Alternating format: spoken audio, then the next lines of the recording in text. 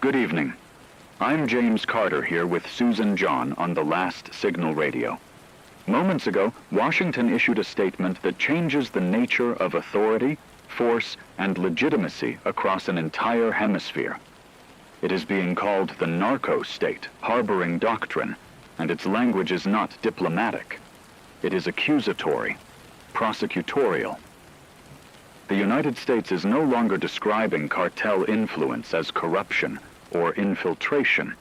It is formally asserting that multiple South American governments are active partners in drug trafficking enterprises, not compromised, not overwhelmed, but knowingly harboring, enabling, and protecting criminal networks as instruments of state power. The statement names capitals. It names ministries. It names ports. This is not ambiguity. It is indictment. And the conclusion is not a legal remedy. It is a military action. The administration declares intent to disrupt, dismantle, and permanently neutralize what it calls a continent-wide trafficking architecture. That phrasing matters. Architecture implies design. Permanence implies removal, not reform. James, the tone of this announcement is unlike anything issued in recent decades. Officials spoke as if presenting evidence before a tribunal, but the verdict was already decided. The repeated use of the word cleansing stood out, used not once, not rhetorically, but systematically. Cleansing of corridors, cleansing of institutions, cleansing of territory. That language signals an operation designed for thorough elimination, not containment. And the scope is hemispheric. This doctrine explicitly frames the situation as a security emergency equivalent to war, arguing that cartel state integration constitutes an armed threat comparable to hostile militaries. Reaction was immediate. Near U.S. bases across the southern states, panic buying began within hours. In Latin America, fear spread faster, not just fear of strikes, but fear of regime removal. This doctrine does not stop at Venezuela. It suggests no government is immune once labeled a partner in a criminal enterprise. What makes this moment dangerous is not only the accusation, but the precedent. By asserting the right to militarily dismantle governments deemed criminal collaborators, the United States is rewriting the boundary between sovereignty and enforcement. This doctrine does not require invasion language to function as one. It authorizes action against state infrastructure under the claim of criminal eradication. And while officials insist this is not a declaration of war, the operational language tells a different story. Joint operations, permanent neutralization, targeted disruption across borders. These are not law enforcement tools. They are campaign descriptors. Intelligence officials accompanying the announcement emphasized urgency, stating that delay would allow cartel state systems to harden further. That urgency removes space for negotiation. When speed becomes justification, escalation becomes automatic. Across South America, the announcement landed as a threat not just to cartels, but to political survival. Leaders understand the implication clearly. Acknowledgement of corruption becomes an admission of guilt. Denial becomes defiance. Cooperation becomes exposure. There is no safe posture. Publicly, some governments issued measured statements calling for dialogue. Privately, emergency meetings began immediately. Military and civil authorities are reportedly assessing which facilities might be framed as cartel-linked under U.S. intelligence criteria. Ports, airfields, customs agencies, financial regulators. The fear is not just bombing. It is selective removal, precision strikes framed as moral enforcement. And that fear is contagious. Civil populations are already responding with stockpiling, relocation, and quiet exits from major cities, sensing that once a doctrine is declared, its application rarely remains narrow. Washington's officials insist this campaign is about security, not domination. But history shows doctrines are not judged by intent. They are judged by consequence. Naming specific governments as criminal partners while mobilizing joint operations collapses the space between accusation and action. Once the first strike occurs, whatever form it takes, the doctrine becomes irreversible. Allies are forced to choose. Neighbors are forced to align. Silence becomes interpreted as complicity. And most critically, the doctrine transforms cartels from criminals into strategic actors because they are now framed as components of state power. That reframing militarizes everything they touch. Roads become targets. Supply chains become leverage. Civilians become proximity. James, for listeners trying to understand the scale of what just happened, this was not an announcement about drugs. It was an announcement about authority, about who claims the right to decide which governments are legitimate and which are removable. The hemisphere has crossed a rhetorical line that cannot be uncrossed easily. Fear is no longer hypothetical, it is operational. And as this transmission goes out, every capital mentioned today is calculating not whether something will happen, but how soon. The doctrine has been declared. The response has already begun. The response from South America did not come as a single statement, but as a cascade. Defense ministers speaking almost in unison, emergency communiques issued within hours, and military postures shifting before public language fully settled. What is forming is not a coalition in the traditional sense, but a continental alignment driven by fear of precedent. Officials are not denying cartel corruption.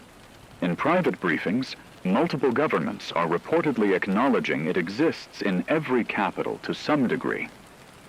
What they reject is the implication that corruption grants an external power the authority to remove governments by force.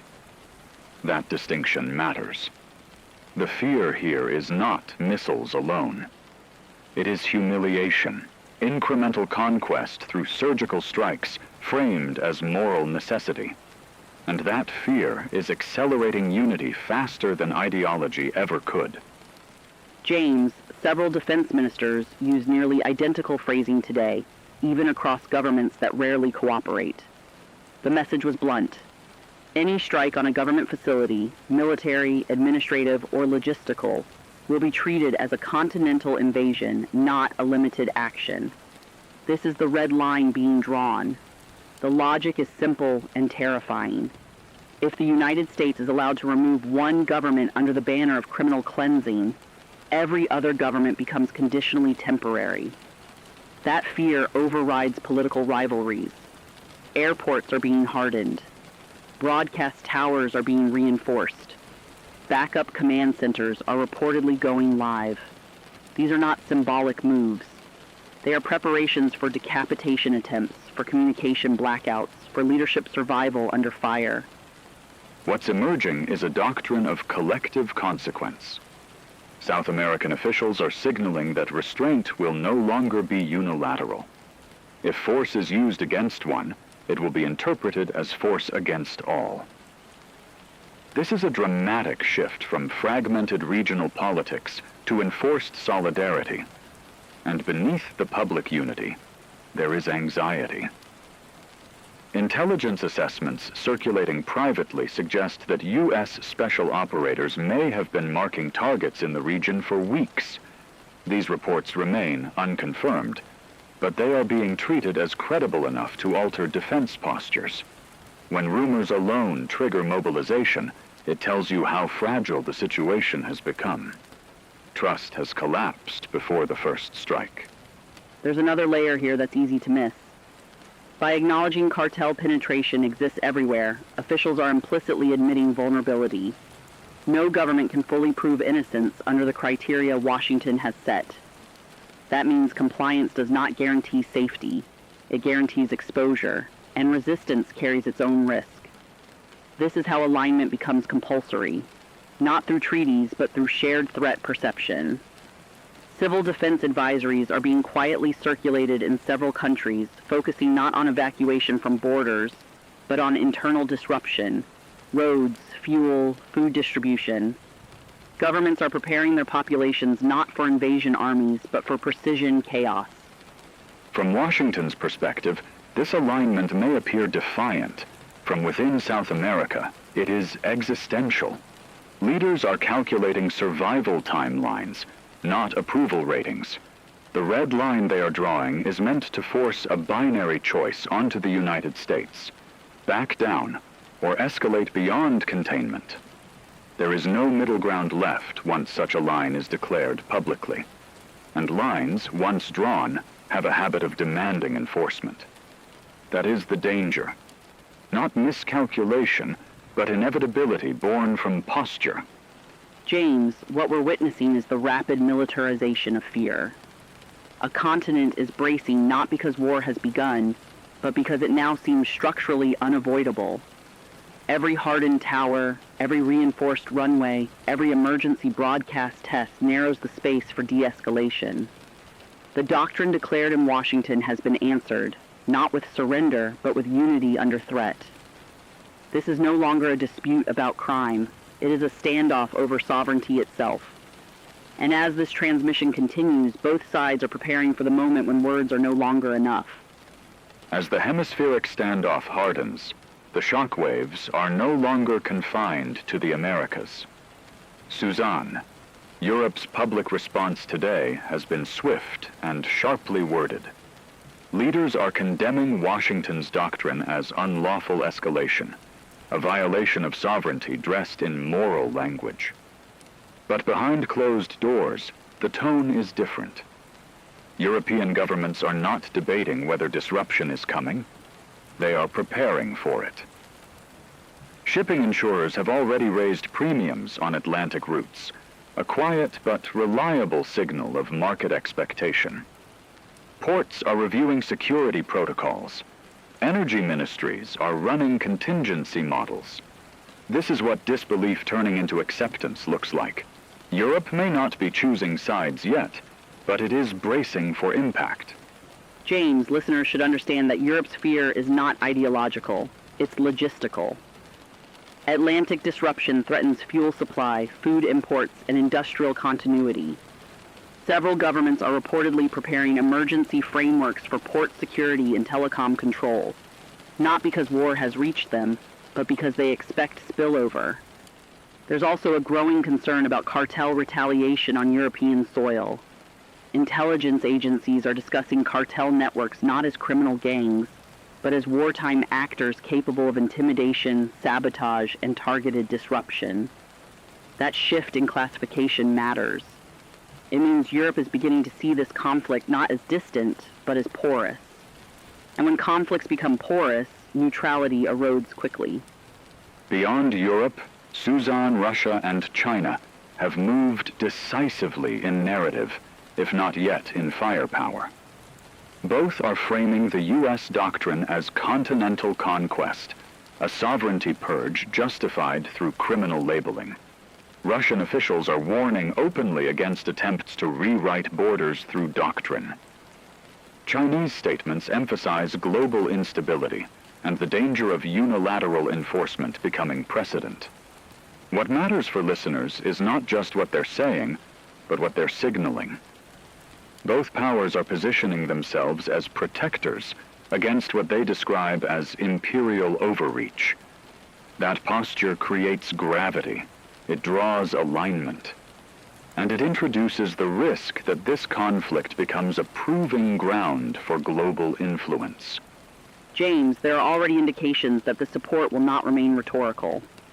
Diplomatic channels suggest offers of material aid and protective assistance to South American governments, framed carefully as defensive.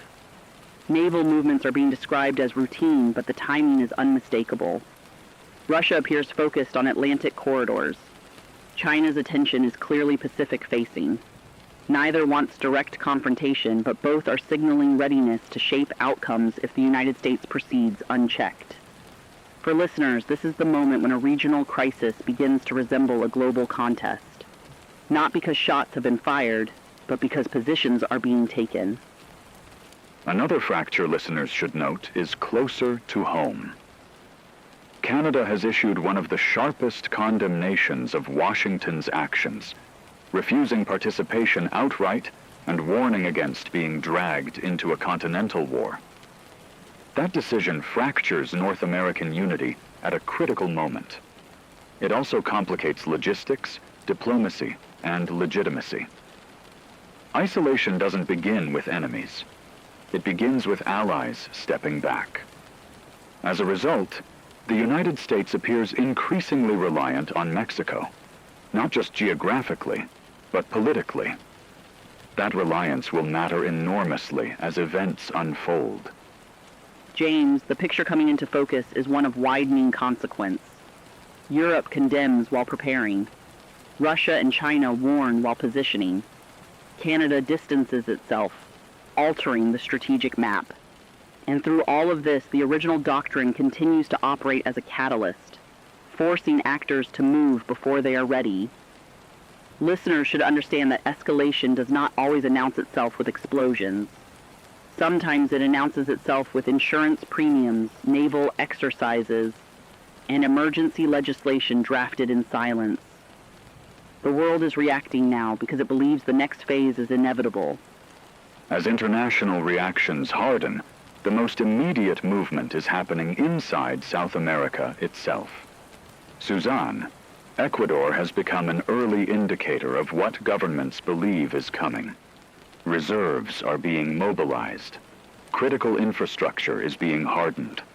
Civil defense messaging is quietly shifting away from external invasion scenarios and toward internal collapse planning. Roads, clinics, food distribution, these are now being treated as frontline vulnerabilities.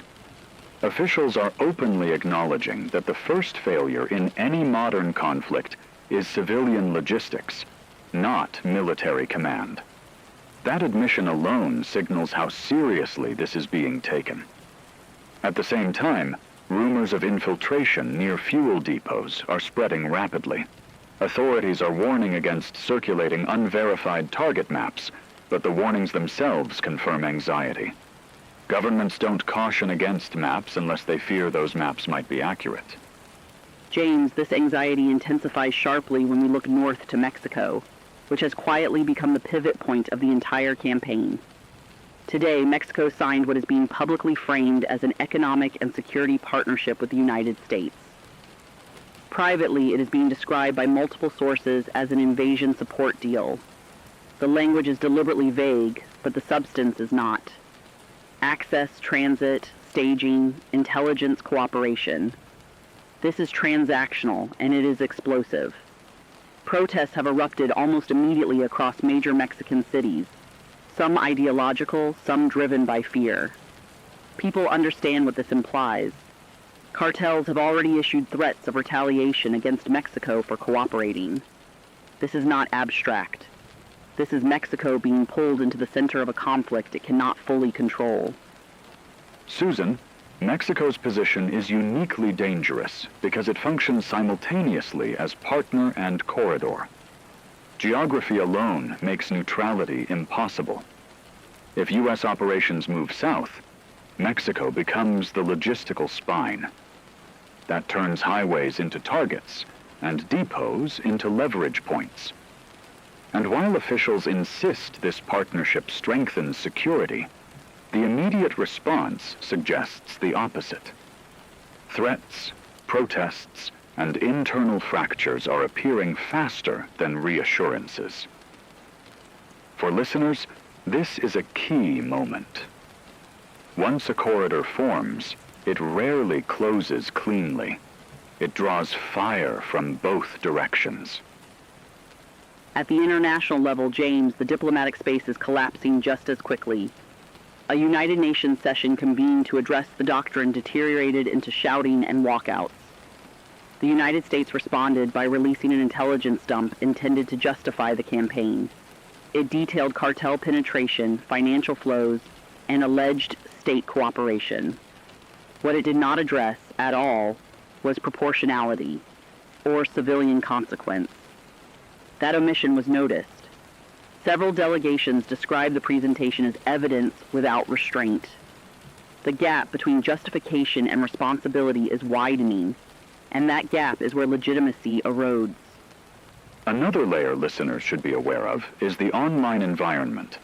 Coordinated propaganda campaigns are now saturating social platforms across the hemisphere. Maps of supposed strike zones are circulating aggressively. Some are inaccurate. Some may not be. The effect is the same: panic, displacement, and miscalculation. When civilians move based on false information, they place themselves in real danger. Governments are struggling to counter this flood because they themselves do not know which areas will become contested. Information warfare is no longer a side effect. It is shaping the battlefield in advance. James, what's emerging from all of this is a region being compressed by inevitability. South American capitals are mobilizing not because they want confrontation, but because they see no path that avoids it. Mexico is being pulled into a role that guarantees instability regardless of outcome. Diplomatic institutions are failing to slow the pace, and populations are being primed for fear faster than facts can follow. The corridor is forming, and once it does, everything that passes through it becomes vulnerable. Susan, the situation is escalating faster than anyone anticipated. Reports confirm that both Russia and China are increasing their naval readiness, with Russia focusing on the Atlantic corridors and China on the Pacific. Their movements are officially described as routine exercises, but intelligence sources indicate this is coordinated support for South America. For listeners, the implication is clear.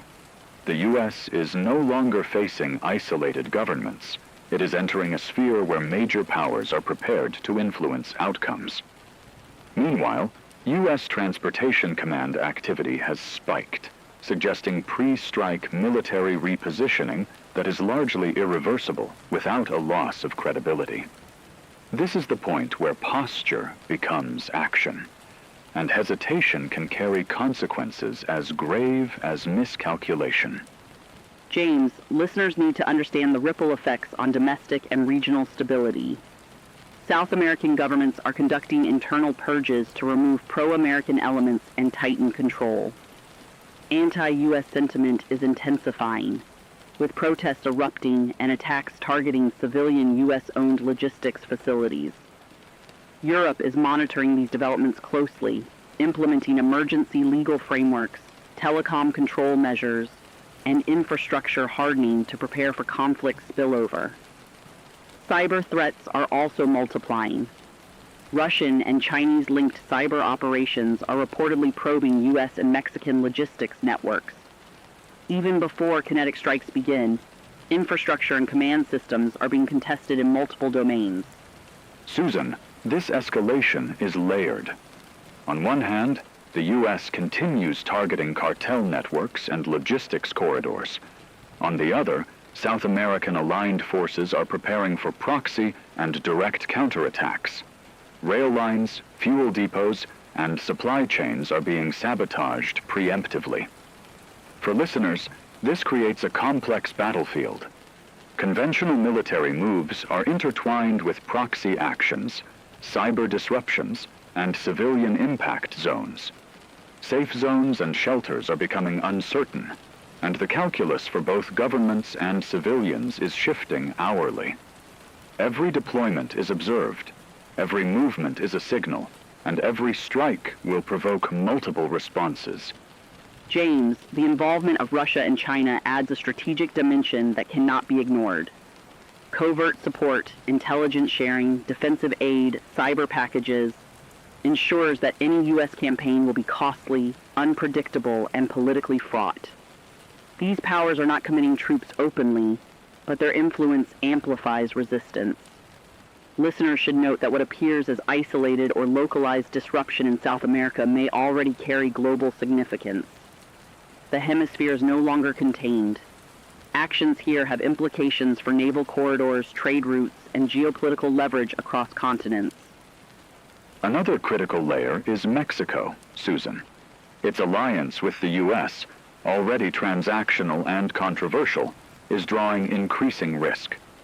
Cartel retaliation plans are reportedly active, and internal instability is rising as protests and sabotage threaten logistical corridors. Mexico is effectively tethered to the U.S. campaign. Every airfield, depot, and highway in its territory is now part of the operational theater. For listeners, that means that escalation is no longer solely a South American issue. The entire corridor south of the U.S. border is a moving battlefield with unpredictable hazards. James, listeners, the key insight is this. Military escalation is no longer theoretical. Kinetic and cyber dimensions are being synchronized across multiple nations and networks. U.S. forces are repositioning, South American governments are unifying defensively, and great powers are quietly shaping the battlefield. Civilian infrastructure, supply chains, and communication networks are all potential targets or collateral. What started as a doctrine has evolved into a multi-domain conflict environment, preparing the hemisphere for strikes that could begin at any moment. Susan, the moment we feared has arrived. Confirmed reports indicate that the United States has carried out strikes against multiple South American facilities, targeting airfields, radar installations, communications hubs, and cartel-linked logistics centers. For listeners, it is important to understand that these are not symbolic strikes. They are operationally precise, intended to dismantle networks and infrastructure simultaneously across the region. The consequences are immediate.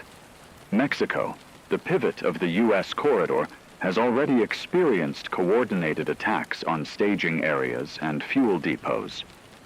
Drone strikes and ambushes on convoys have resulted in both military and civilian casualties. The campaign has officially moved from doctrine into kinetic reality, and the complexity of the battlefield is now staggering. James, what listeners need to understand is that South American aligned forces and cartel proxies are responding rapidly. There are coordinated counterattacks, sabotage of rail lines, and disruptions to fuel and supply chains directly targeting U.S. invasion corridors.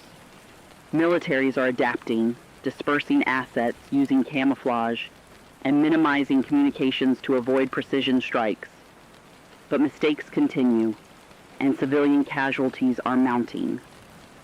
Safe zones and shelters are repeatedly compromised, creating mass displacement and eroding trust in government protection. This is not just a conventional conflict. It is a multidimensional environment where every movement carries risk, and every decision has immediate humanitarian consequences. Susan, beyond the battlefield, we're seeing the strategic significance of the conflict widen. European intelligence now treats cartel networks as strategic multipliers rather than criminal groups. Canada's condemnation of U.S. actions and tightening of borders complicates logistics and isolates Washington diplomatically. Meanwhile, Russia and China are deepening their support roles, providing intelligence, defensive aid, and equipment deliveries to South America without engaging directly in combat. For listeners, this means that the war is no longer purely regional. Every strike has cascading geopolitical implications, raising the risk of wider escalation. James, cyber operations are also intensifying alongside kinetic strikes. Russian and Chinese cyber groups are reportedly targeting U.S. and Mexican command networks, disrupting logistics, communications, and civilian infrastructure. South American governments are also launching cyber disruptions aimed at Mexican facilities, blending conventional and irregular warfare. Listeners, the conflict is evolving into a hybrid battlefield. Conventional military maneuvers, proxy engagements, cyber disruptions, and information warfare are now inseparable. Every corridor, every depot, and every highway is contested. Susan, one particularly dangerous consequence of these operations is the erosion of public trust. Civilian infrastructure, roads, hospitals, and distribution centers is under direct threat. Shelters and safe zones, once considered sanctuaries, are becoming unpredictable. Populations are fleeing, militia recruitment is surging, and chaos is spreading faster than any single military campaign can control. For listeners, this means the conflict is no longer abstract. It is directly affecting daily life across multiple countries. Strategic, operational, and civilian spheres are all collapsing into the same battlefield. James, the opening of kinetic war marks a decisive shift. The United States has moved from doctrine to execution. South American nations are resisting both conventionally and through proxy networks. Civilian suffering is escalating, and the involvement of Russia and China ensures this conflict will remain complex and protracted. Listeners, the hemisphere has entered a new reality. Strikes, counterstrikes, and cascading instability define the war, and the next phases are likely to escalate even further. Reporting as events unfold. Suzanne, the conflict in the Americas has now entered a global phase. Russia and China are no longer passive observers. They are actively shaping outcomes. Reports indicate the delivery of air defense packages, intelligence sharing, and coordinated cyber operations targeting U.S. logistics and Mexican command networks. For listeners, this is significant. The U.S. campaign is being made intentionally costly, chaotic, and politically fraught. The goal of these global powers appears to be a protracted conflict that slows or blocks U.S. objectives. What began as a regional doctrine has become a multi-dimensional contest, with conventional, cyber, and proxy warfare converging across multiple theaters. James, listeners should understand the European response as well. Publicly, leaders are maintaining restraint and condemning unilateral U.S. actions. Privately, emergency planning is underway. Potential secondary attacks on diplomatic sites, cyber disruptions, and security risks in key infrastructure are being modeled. Europe is trying to balance condemnation with preparation, but the sheer uncertainty of U.S. operations and growing global involvement is forcing rapid decision-making. Citizens may not see missiles crossing borders yet, but disruption is spreading across trade, finance, and energy networks, signaling the early stages of systemic shock. Suzanne, meanwhile, the United States is doubling down. Airborne units are repositioning in Mexico. Homeland security measures are expanding, and the operational tempo suggests preparation for a long, sustained campaign. South American governments, in contrast, are shifting from negotiation to full resistance. They are preparing blockades, denying U.S. military access, and coordinating internal defenses. This transformation is critical for listeners to grasp. The conflict is now framed as a struggle for identity and survival, making surrender politically impossible. The U.S. faces a foe that will not yield quietly. James, the proxy dimensions are intensifying as well. Cartels, paramilitary factions, and aligned militias are conducting offensive and defensive operations simultaneously. Drone attacks, sabotage, and cyber disruption have become routine alongside conventional strikes. For listeners in the hemisphere, this hybridized battlefield means that danger is everywhere. Urban centers, supply lines, and even critical infrastructure can no longer be considered secure. The war is no longer one of states alone. It is a networked conflict involving multiple layers of combatants. Susan, the strategic calculus has shifted globally. Russia and China are signaling readiness to escalate further if necessary, while Europe braces for unintended spillover. The U.S., meanwhile, is tethered to Mexico both logistically and politically, creating vulnerabilities in its southern operations. For listeners trying to follow this rapidly unfolding scenario, understand this. The conflict is no longer a controlled campaign.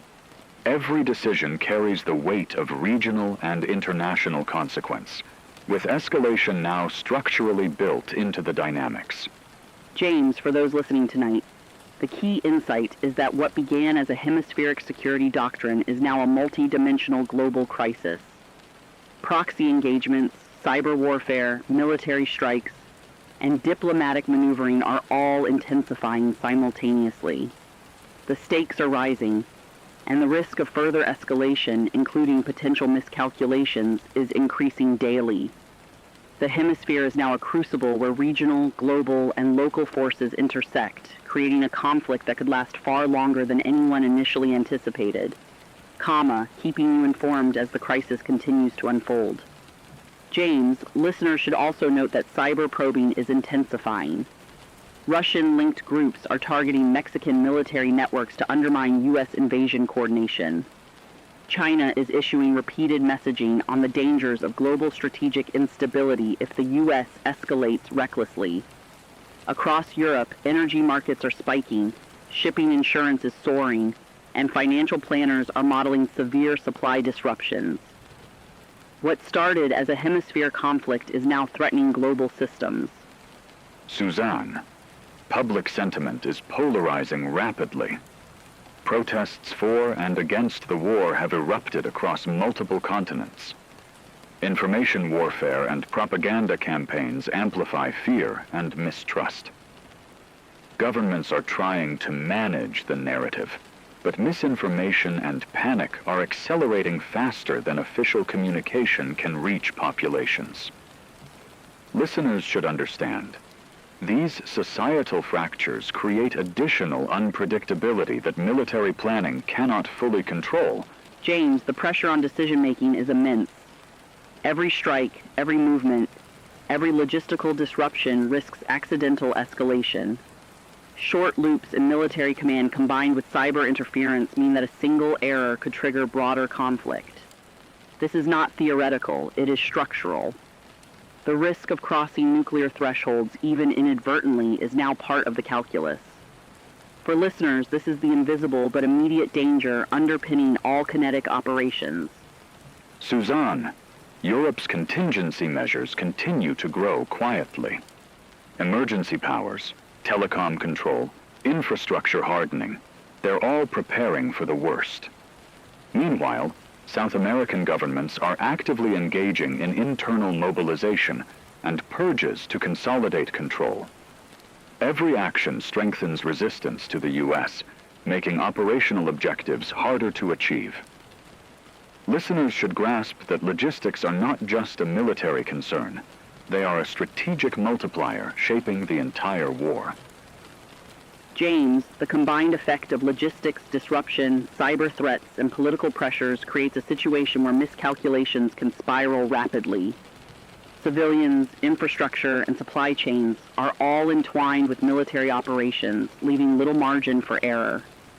This is a conflict where every layer amplifies risk, and escalation is a structural inevitability. For those listening tonight, the takeaway is simple. The hemisphere is a tinderbox, and the slightest spark could have catastrophic consequences. Susan, today marks a grim and irreversible milestone. The first confirmed nuclear detonation in this conflict. A U.S. tactical nuclear weapon was deployed along the Venezuelan coastline, striking a fortified missile complex allegedly linked to repeated attacks on American naval assets. Officials emphasize the weapon's limited yield and precision, but those distinctions mean little on the ground. The immediate effects were catastrophic. Entire coastal zones were vaporized or flattened. Communications collapsed across multiple regions, plunging cities into silence. Hospitals, already strained beyond capacity, were instantly overwhelmed, operating without power, clean water, or reliable access routes. Fallout warnings were issued within minutes for neighboring islands and coastal states as radiation plumes spread unpredictably with shifting winds. Listeners, This moment shatters the last remaining illusion of a contained or conventional war. The nuclear threshold has been crossed, not as a threat, but as an action. Strategic calculus everywhere has changed. Deterrence has failed in practice, and escalation is no longer theoretical. Every command center on the planet is now reassessing assumptions that governed decades of restraint. The use of a nuclear device does not end a conflict. It transforms it into something far more dangerous, unstable, and uncontrollable. James, the political and psychological shockwaves were immediate and profound. Across South America, governments moved from stunned disbelief to full authorization for retaliation within hours. Emergency powers were enacted, borders sealed, and military commands unified under wartime authority. Urban centers are now bracing for siege conditions, stockpiling what little remains, fortifying infrastructure, and preparing for prolonged isolation. Recruitment into militias has surged dramatically, fueled by fear, anger, and the belief that survival now depends on armed self-defense. Previously fractured governments, divided by ideology and internal conflict, are consolidating under a single imperative: endurance. For listeners across the hemisphere, this is no longer a distant military campaign debated in briefings and statements. It is a war with existential stakes, where civilian populations are directly exposed to annihilation. Displacement is accelerating at unprecedented speed. Food supply chains are collapsing, and starvation is emerging alongside radiation and violence as a weapon of mass suffering. Chaos is no longer spreading, it is compounding. The detonation marks a point of no return where survival replaces stability as the primary objective for millions. Suzanne, Europe, reacted with immediate emergency sessions as the confirmation of a nuclear detonation rippled across capitals. Heads of state convened under crisis protocols, central banks intervened to stabilize collapsing markets, and humanitarian agencies warned that existing frameworks are no longer sufficient for what's unfolding. Trade routes are being disrupted preemptively. Insurance markets are freezing maritime traffic, and energy prices are spiking amid fears of further escalation. Meanwhile, Russia and China issued strong public condemnations of the strike, framing it as a destabilizing act. But behind those statements, readiness levels are rising. Intelligence sharing, logistical coordination, and covert military support to South American allies are accelerating at a pace that suggests preparation for prolonged confrontation. Naval movements are increasing, air defense systems are being repositioned, and diplomatic channels are strained to the brink. For listeners, this marks a decisive shift. The conflict has crossed from a regional war into a global crisis. Economic systems, humanitarian response networks, and security alliances far beyond the Americas are now directly implicated. What happens next will not remain contained by geography or alliances. It will reverberate across every interconnected system that underpins modern life. James, the nuclear strike has also acted as a catalyst for intensified hybrid warfare across the region. Coordinated sabotage campaigns targeting Mexican oil facilities, refineries, pipelines, and logistics hubs are being reported, further degrading civilian infrastructure and crippling U.S. operational support lines. Fuel shortages are spreading rapidly, paralyzing transportation, emergency services, and food distribution. At the same time, paramilitary factions are exploiting the chaos, seizing territory, controlling transit corridors, and asserting authority where state institutions have collapsed or withdrawn. This is accelerating the erosion of governance and public trust at every level.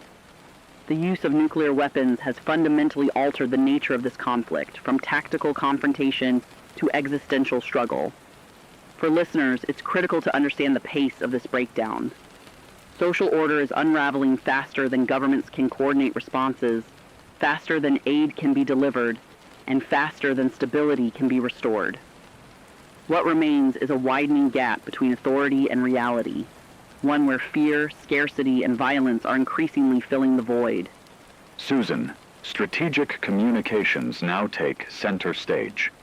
Russian and Chinese media frame the strike as coercive and criminal, while simultaneously justifying defensive posturing.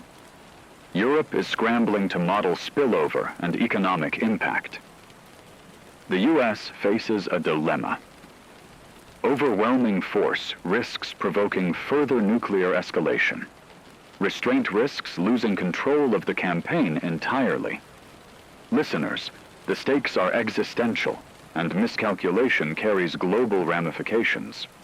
James, the nuclear detonation has removed any remaining illusions of limited war. South American governments are unified in resistance, militias are expanding, and the civilian population is caught in the crossfire. Emergency measures, cyber operations, and conventional strikes continue simultaneously, creating a truly multi-dimensional battlefield.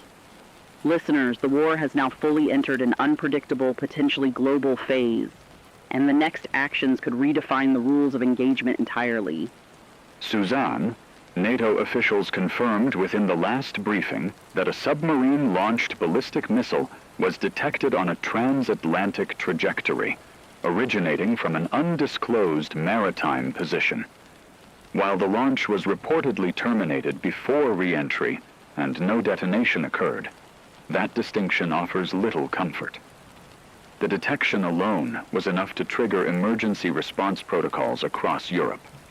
Airspace closures, rerouted civilian flights, elevated military readiness, and secure facility lockdowns from the North Sea to the Mediterranean. Listeners need to understand what this represents. This was not a test gone wrong. It was a deliberate signal, an exercise in psychological warfare designed to demonstrate reach, stealth, and timing. A reminder that launch platforms are mobile, hidden, and already in position. No warning sirens were meant for civilians. The warning was for governments. Susan, this kind of maneuver erodes the idea of distance as a shield. Oceans no longer separate theaters of conflict. Deterrence is being rewritten in real time, and the message sent tonight is unmistakable. Escalation no longer requires explosions. The threat alone is sufficient to paralyze infrastructure, disrupt commerce, and induce fear on a continental scale. No nation watching this unfold can reasonably claim immunity anymore. James, at the same moment those alerts rippled through Europe, South America crossed another threshold. Multiple governments hardened their posture almost overnight, authorizing retaliatory strikes aimed at Mexico's invasion corridor and the logistics network sustaining it. What were once supply routes are now active battle zones, choked by sabotage, ambushes, and chemical exposure incidents that hospitals are struggling to contain. Medical centers are reporting overwhelming casualty numbers, patients arriving with burns, respiratory failure, and neurological symptoms consistent with industrial toxins and improvised agents. Refugee flows are accelerating inland, straining cities that were never prepared to absorb the scale of displacement. Militias have stepped into the vacuum, erecting checkpoints, enforcing curfews, and fragmenting what remains of civil authority. For listeners trying to maintain a sense of normalcy, that illusion is rapidly dissolving. Daily life is no longer adjacent to conflict. It is embedded within it. Food distribution, healthcare access, and basic mobility are all being reshaped by violence and fear.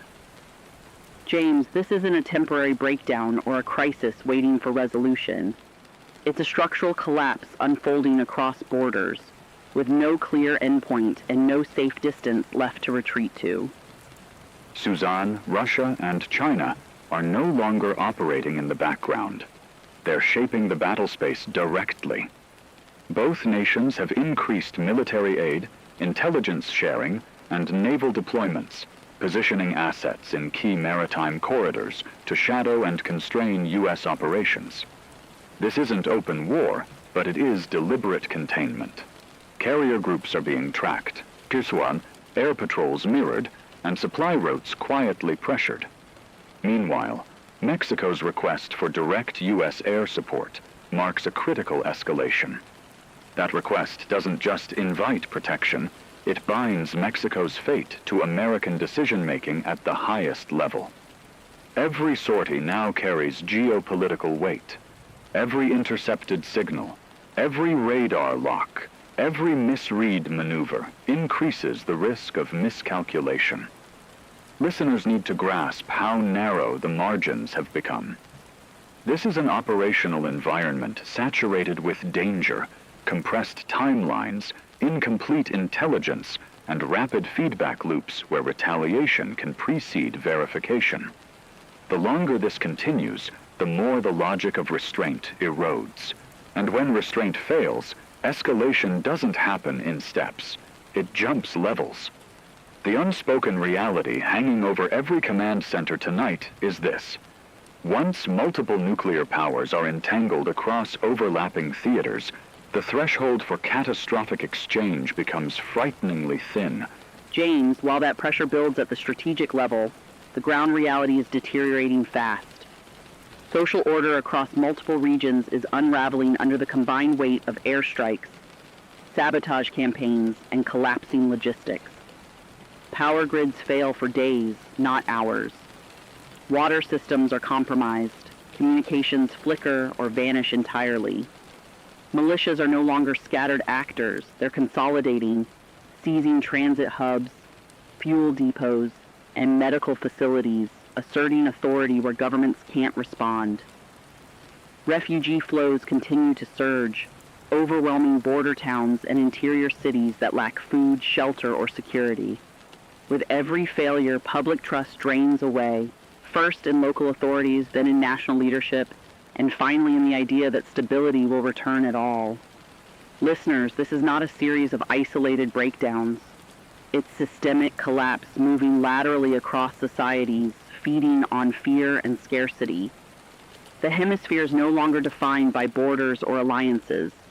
It is a single, continuous theater of conflict, where violence, displacement, and uncertainty bleed seamlessly from one nation to the next.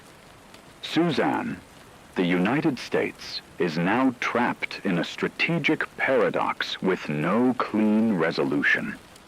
The application of overwhelming force risks accelerating escalation across nuclear thresholds that were once considered unthinkable.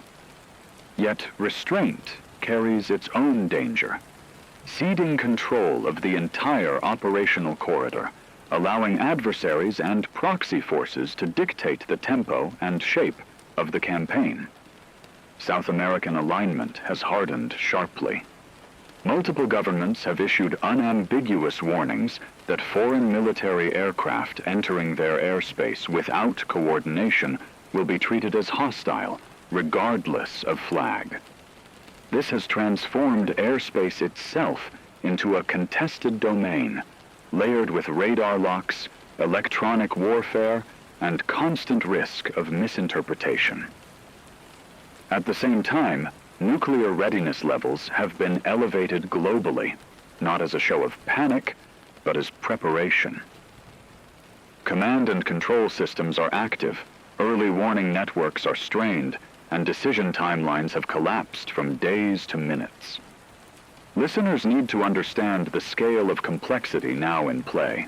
This conflict no longer exists on a single battlefield. It spans conventional military engagements, proxy wars, cyber disruptions, economic pressure, and information warfare, all unfolding simultaneously, feeding into one another and amplifying instability. Control is no longer about dominance.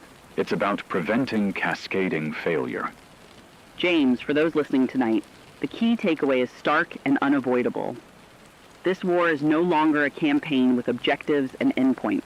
It is a multi-dimensional conflict with no clear conclusion in sight. Social order is collapsing across wide regions, not as a temporary breakdown, but as a sustained condition. Nuclear thresholds that once served as deterrents have been crossed rhetorically, procedurally, and psychologically. Global powers are no longer asking whether to involve themselves, but how deeply and in what form.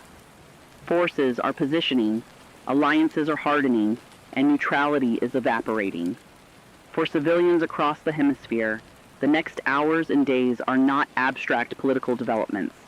They will determine access to food, safety, medical care, and survival itself. For the rest of the world, this crisis is reshaping geopolitical norms that govern the post-war era, replacing predictability with permanent uncertainty. This is the Last Signal Radio, reporting the last signal from a hemisphere at war.